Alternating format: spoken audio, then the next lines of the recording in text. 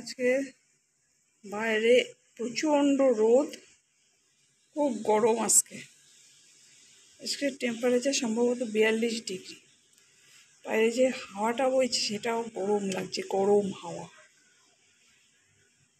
আর এই বাইরে যেসব বাচ্চাগুলো ঘুরে বেড়ায় তাদের যে কত কষ্ট। আমাদের পাড়ায় একটু জল দেয়া রাখা হয়েছে ওখানে, এই যে এখানে সামনে একটা কল আছে, ওখানে বাচ্চাদের জন্য জল রাখা হয়েছে। ওরা একটু জলটা ওখান থেকে খেতে পারে। সত্যি ওদের আশেপাশে যেখানে জল নেই, সবাই যদি একটু বাচ্চাদের এমনভাবে জল দেয় তাহলে ওরা একটু জলটা খেতে পারে। কারণ গরমে সবাই গাড়ির তলায় গিয়ে শুয়ে থাকে ওরা। আর আমাদের মান্টুর অবস্থা দেখো, খাটের তলায় শুয়েছিল, এখন একটু বেরিয়েছে। আমরা ঘরের সব দিকে পর্দা টর্দা দিয়ে রেখেছি, ঘরটাকে অন্ধকার করে রেখেছি যাতে ইয়ে হয়, ঠান্ডা হয় ঘরটা।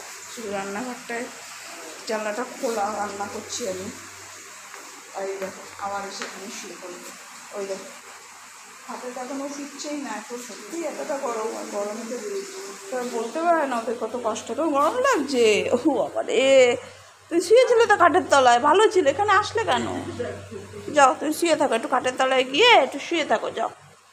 গরম লাগছে, কালকে আবার স্নান করিয়ে দেবো তোমাকে। এখন একটু স্নান করানোটাও খুব দরকার।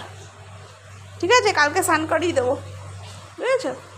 কালকে আমি স্নান করাবো, বুঝেছো? বুঝু বুঝু, ও বুঝু বুঝু, কালকে স্নান করিয়ে দেবো। যাও কি শুয়ে থাকো। আর মান্টু একটা বাজে অভ্যাস, মান্টু কিছুতেই জল খেতে চায় না।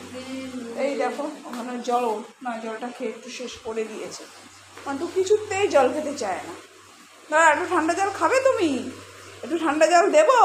এই যে একটু ঠান্ডা জল দেবো, খাবে? ওরে বাবা, চোখগুলো তো জল জল করছে। দাঁড়াও, তোমার একটু ঠান্ডা জল দিই।